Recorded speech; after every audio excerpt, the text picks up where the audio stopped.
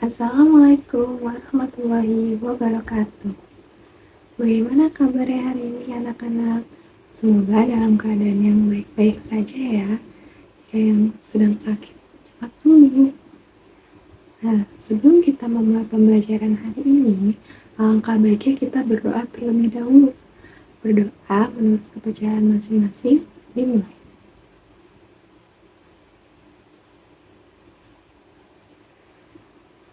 Amin, amin, ya rabbal alamin. Nah, sebelum kita masuk pada pembelajaran hal kali ini, Ibu ingin bertanya terlebih dahulu, siapa yang masih ingat Indonesia terletak di antara dua benua apa dan dua samudra apa? Letak geografis Indonesia? Iya, betul banget. Dua benua itu satu benua Asia, nah ini di benua Australia. Yang dua samudra, Samudra Hindia dan Samudra Pasifik. Siapa yang masih ingat pulau-pulau yang ada di Indonesia? Indonesia negara kepulauan kan? Banyak sekali pulau-pulau di Indonesia. Ada pulau apa saja? Pulau Jawa, Pulau Sumatera, Pulau Kalimantan, Pulau Papua, Pulau Sulawesi, Pulau Maluku, juga Pulau Nusa Tenggara. Yang pasti dari anak-anak yang sedang menonton video ini banyak yang menjawab pulau-pulau yang Ibu sebutkan. Nah, kalau 5 pulau besar di Indonesia, ada yang tahu apa saja? Ada Pulau Sumatera, ada Pulau Kalimantan, Pulau Jawa, Sulawesi, dan Papua. 5 pulau ini yang menjadi 5 pulau besar yang ada di Indonesia. 5 pulau besar inilah yang akan menjadi materi pembelajaran hari ini. Ibu akan mengajak anak-anak untuk belajar bersama mengetahui kondisi geografis, sumber daya alam, serta bagaimana pengaruh terhadap perekonomian di kehidupan masyarakatnya pada pulau-pulau tersebut. Ada yang rumahnya di Palembang, ada yang pernah ke Palembang, pempek untuk makan pempek asli Palembang. Nah, Palembang ini adalah salah satu kota di pulau mana? Benar sekali, Pulau Sumatera. Kita akan bahas Pulau Sumatera terlebih dahulu. Ada dataran rendah dan dataran tinggi dari Pulau Sumatera ini. Hantaran luasnya ini membawa kita untuk mengenal gunung-gunung yang sangat terkenal di Pulau Sumatera yang biasa disebut Gunung Kerinci. Ada danau yang sangat terkenal di Pulau Sumatera, danau apa? Iya betul, Danau Toba. Ada sungai yang cantik sekali, namanya Sungai Muri. Oke, di Sumatera kita memiliki pertambangan yang sangat terkenal, batu bara, dan juga perkebunan yang sangat terkenal, yaitu kelapa sawit.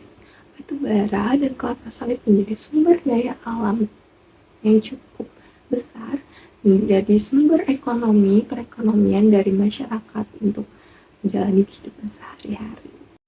Lalu Jakarta, siapa yang tinggal di Jakarta? Nah, Jakarta ini pulau apa?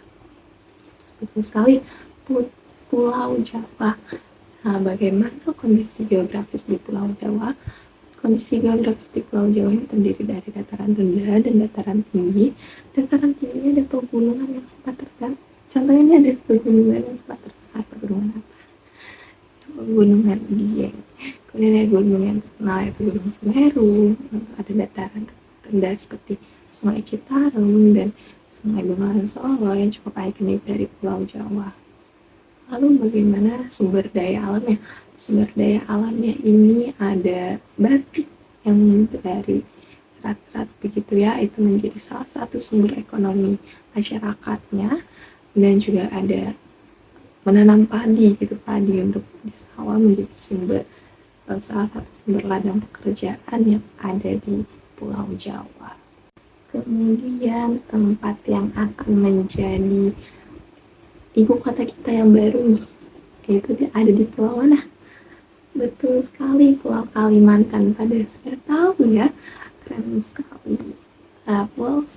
Pulau Kalimantan ini ada dataran rendah dan dataran tinggi, di mana dataran tingginya ini ada pegunungan yang cukup terkenal terkenal yaitu namanya Pegunungan Nue.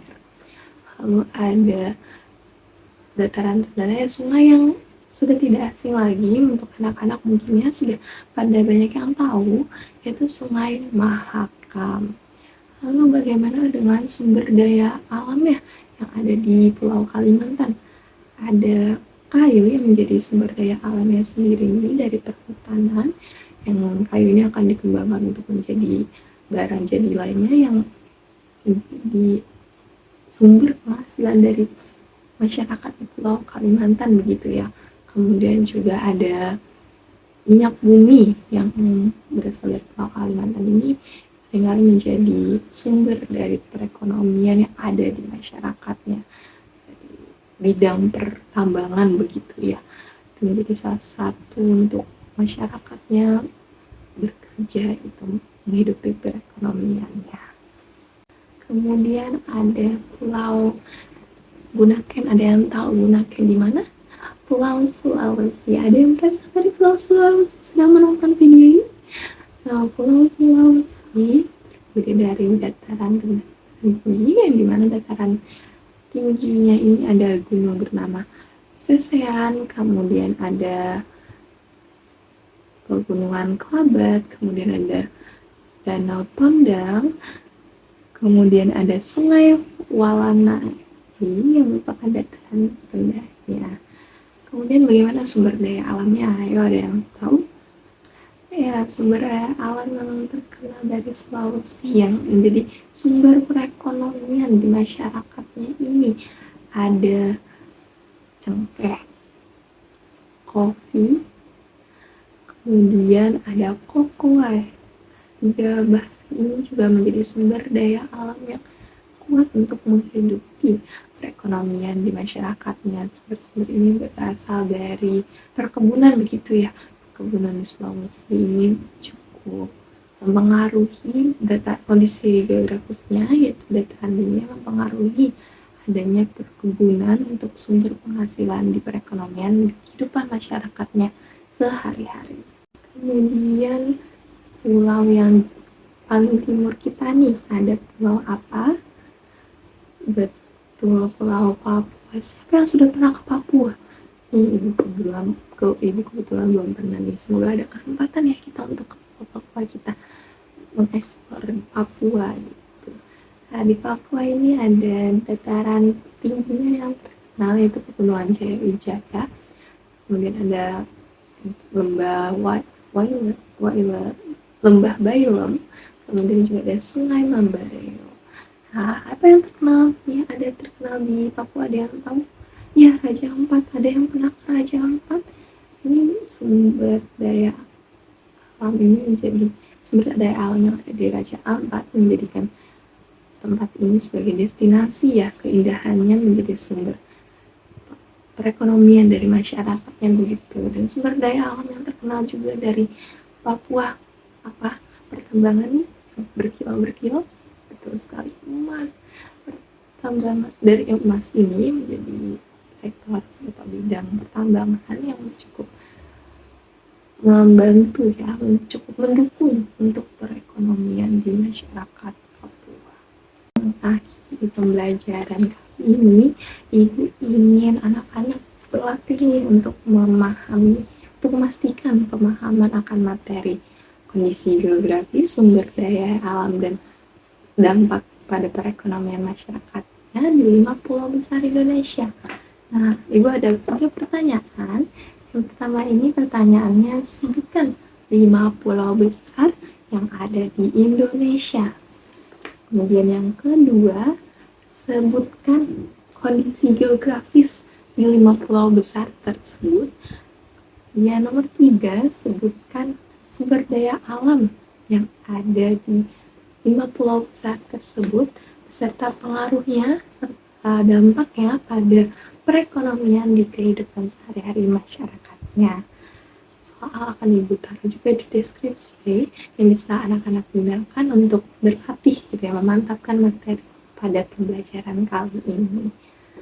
Kemudian Ibu juga ada salah satu ini bisa untuk menjadi catatan untuk anak-anak mengetahui nih apa saja 5 pulau besar yang ada di Indonesia dan anak-anak berkreasi.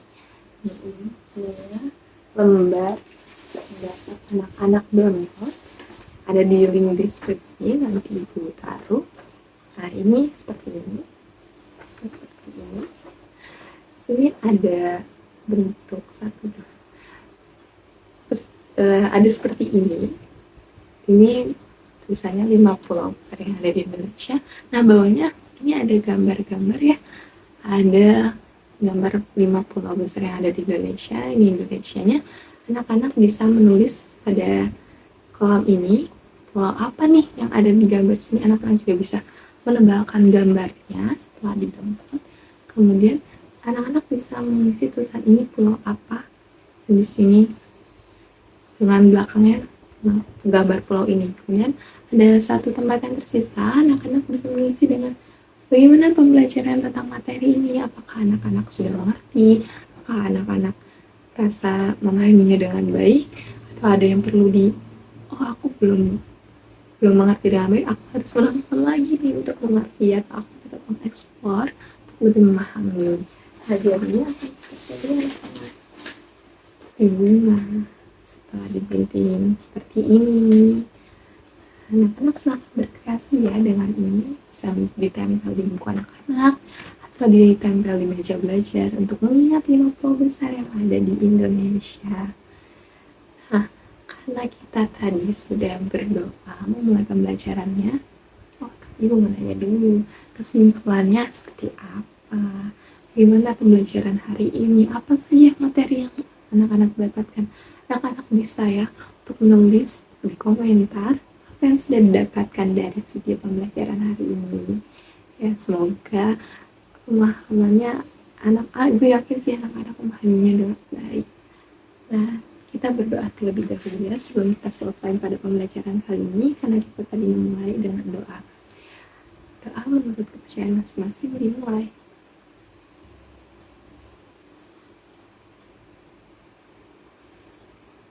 Amin. Baik anak-anak, terima kasih telah menonton video pembelajaran ini. Semoga bermanfaat. Sampai jumpa di pembelajaran selanjutnya. Terima kasih, sehat selalu.